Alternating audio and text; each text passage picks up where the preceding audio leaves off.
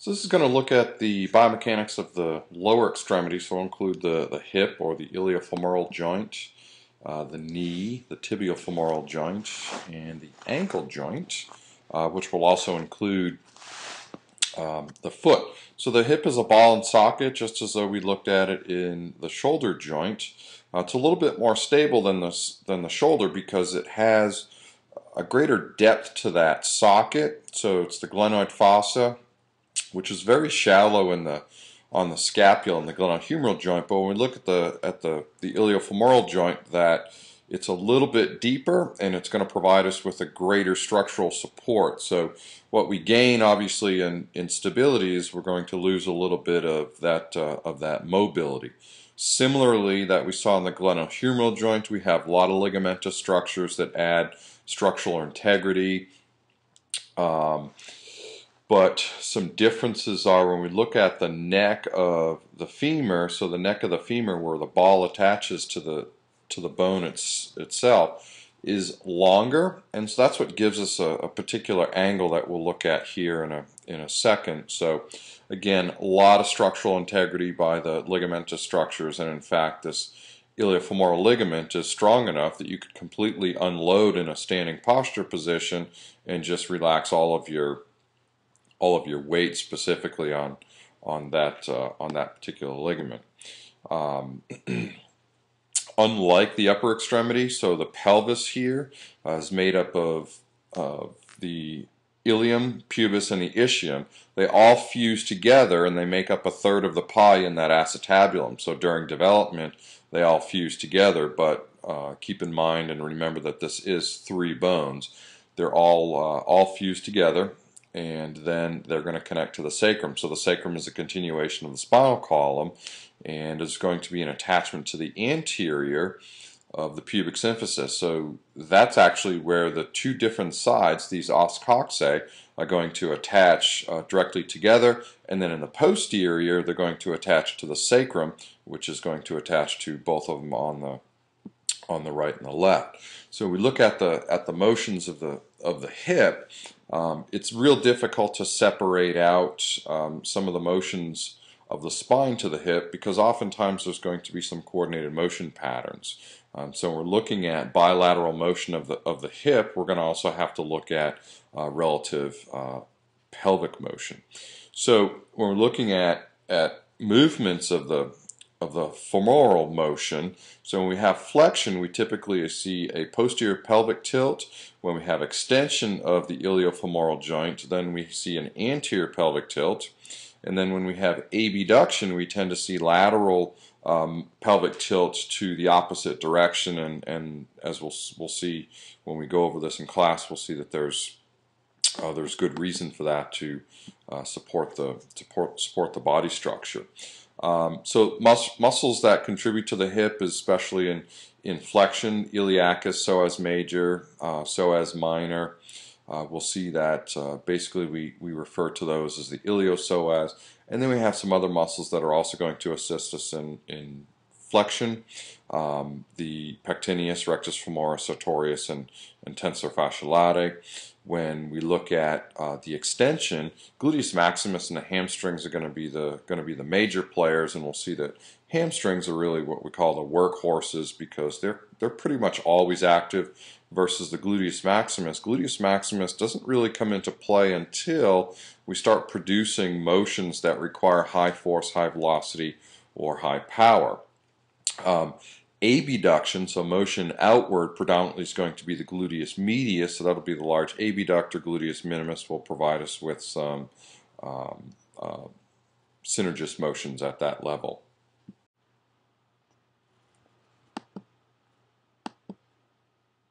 So when we look at adduction, we have a series of adductors, magnus longus and brevis, and then another one called gracilis. So the adductor muscles, these are sort of what a lot of people consider to be the groin muscles. Other motions, we're going to have internal and external rotation. Internal also medial rotation. External is also going to be lateral rotation. We tend not to completely separate these out, but as you can see here, the piriformis is a relatively important. That's an important lateral rotator, so that's going to attach to lateral aspect of the sacrum on that ipsilateral side near the level of the coccyx, and then attaching to the posterior lateral aspect of the greater trochanter. So very powerful external rotator, and then as you can see we've got a bunch of other rotator cuff muscles that, like in the glenohumeral joint, sort of surround it like the rotator cuff. So those are the gemelles and the obturators that are going to provide for the added motions in rotation. So when we look at the anterior musculature, then we're going to see that movements of flexion are going to be accomplished by these anterior muscles. So as you can see here, the iliopsoas made up of the psoas major and the iliacus. So actually we get attachment to that lesser trochanter, and then the psoas major really becomes important because that also helps to stabilize the lumbar region of the spine. So it attaches literally into the intervertebral discs as well as the vertebral bodies. And what we talked about in the spine was the quadratus lumborum. You can see a nice picture of it there, very much in that frontal plane, attaching to the lower rib and the iliac crest to the posterior aspect. You can see the tensor fasciae lata, also another potential hip abductor. Really, it's going to be a supporter for the lower extremity throughout entire lower extremity range of motion because of its crossing the knee joint and its stability in patellar motion or in knee motion. So attaching to the anterior superior iliac spine, you can see the sartorius, which runs in an oblique fashion. So it crosses the hip joint and also crosses the knee joint as it attaches to the medial aspect just below the plateau of the tibia. Very, very long. It's the longest strap-like muscle that we have in the body, and actually potentially have some visible fibers there. The rectus femoris, one of the quadricep muscles, is an anterior muscle, so it's the only one of the quadriceps that actually crosses the hip joint and provides us some assistance in flexion. And then the posterior aspect, you can see the gluteus maximus is the largest, most superficial muscle, the butt muscle that most people think of that they're sitting on, and it actually has an oblique orientation to it as it attaches into the iliotibial tract, which is also going to be an attachment for the tensor fasciae lata, so that IT band runs right along the semior pants. So that's actually going to give us some lateral rotation as well. In the hip joint. So again, the semitendinosus, semimembranosus, and the biceps femoris. So the biceps femoris is made up of two heads, just like what we see in the upper extremity. So the long head actually does attach to the ischial tuberosity, and it's going to be continuous with that sacrotuberous ligament that runs up the sacroiliac joint. So again, these muscles of the posterior thigh, biceps femoris, is going to attach to the lateral aspect of the tibia, and then the semitendinosus, semimembranosus is going to attach medial. So those are the predominant players in hip extension.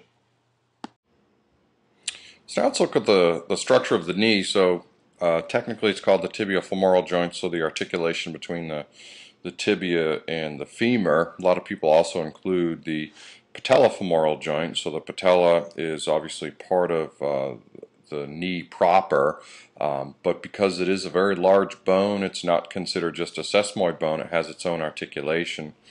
So when we look at the complete structure here, you can see that it's basically on dead center. So the patella motion is going to be very important in the overall knee motion.